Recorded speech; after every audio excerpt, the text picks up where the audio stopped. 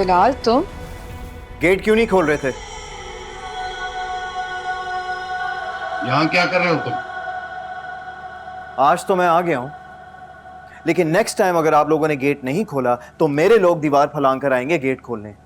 मेरे घर पे तुम पुलिस वालों के साथ क्यों आए हो? आपको क्या लगता है मैं कौन हूं?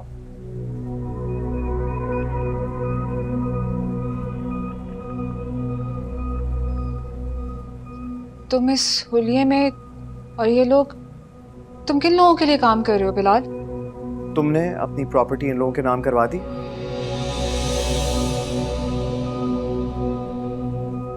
क्यों? ये हमारे घर का मामला है और मैं इसका भाई हूं।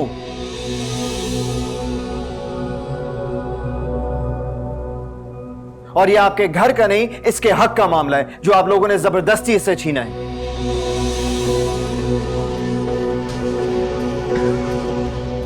किसी ने इससे कुछ नहीं छीना बिलाल। सारा ने खुद अपनी मर्जी और खुशी से सब कुछ तैमूर को दिया है, कानूनी तौर पे। डिप्टी कमिश्नर को कानून मत पढ़ाएं ताई अम्मी, वरना आपके सारे दाव पेच आप पर ही उल्टा सकता हूं मैं।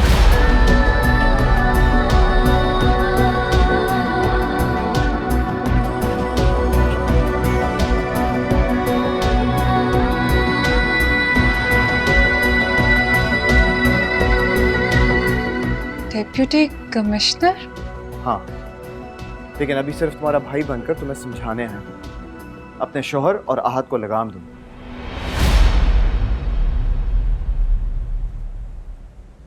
दोबारा अगर ईमान के आसपास भी नजर आए ना तो नजर नहीं आएंगे। लेकिन तुम बने कैसे? वो तो आप छोड़ दें, आप सिर्फ अपने बेटे को यह समझा दें कि ईमान के पास नजर ना है। ये यहां क्या कर रहा है?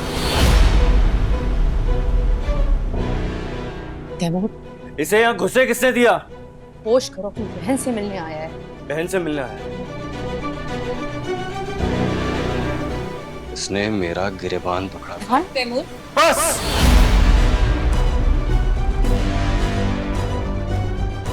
अभी तो सिर्फ गिरबान पकड़कर बाहर निकाला था। आइंदा अगर ईमान पर नजर डाली या उसे खरीदने की कोशिश की तो एक एक के गले में हाथ डालकर अपना हक निकालूंगा मैं। तुम मेरे घर में खड़े होकर मेरे बेटे को धमकी दे रहे हो। तो क्या आपके ऑफिस आकर दूं?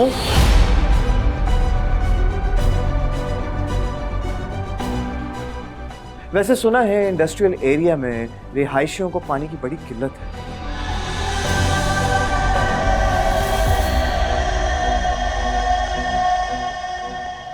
देखना पड़ेगा कहीं प्लांट तो नहीं लग गया।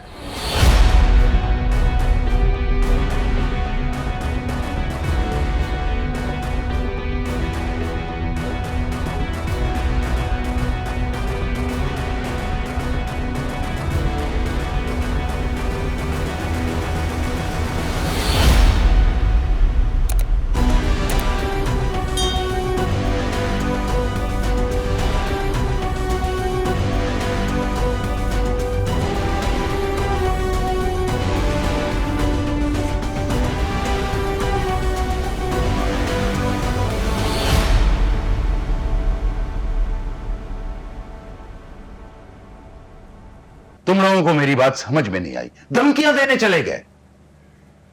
और अब भी बजाय अपनी गलती मानने के टेंशन दिखा रहे हो।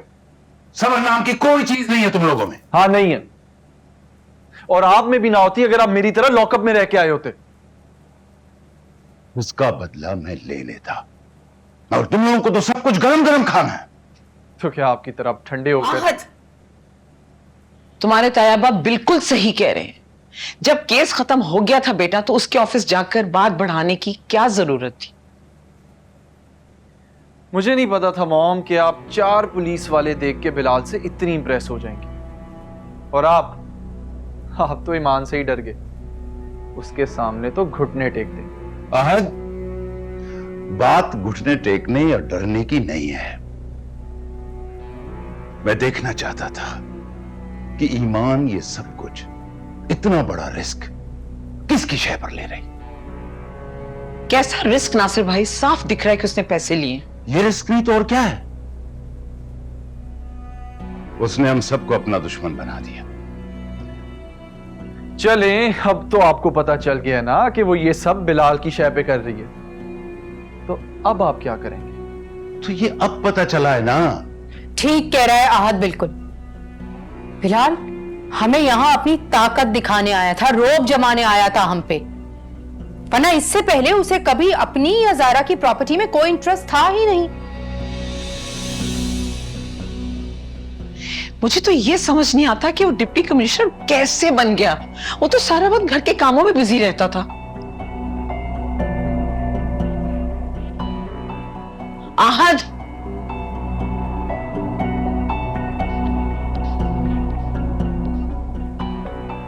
समझाओ इसे मुसरत, मैं पहले ही बहुत नुकसान उठा चुका हूं, मजीद इसकी बेवकूफी बर्दाश्त नहीं करूंगा मैं तो पहले ही कह रही थी नासिर भाई कि इसकी शादी जल्द से जल्द कर दें। बीवी घर पे आएगी तो अपनी मैरिड लाइफ में बिजी होके सब कुछ भूल जाएगा। शादी, और सरान को फोन करके शादी तो अभी पोस्टपोन कर दें आप। ऐसे कैसे नासिर साहब, सबको इनविटेशंस जा चुके हैं और आप कह रहे हैं कि शादी पोस्टपोन कर दें? इन्विटेशन की डेट पहले ही गुजर चुकी है। अब शादी 2 दिन लेट हो या 2 महीने, क्या फर्क पड़ता है? शादी डिले करने की क्या जरूरत है? हम दुल्हन को सादगी से क्यों ना ले आए? इस घर में आज की शादी नहीं, जश्न होगा।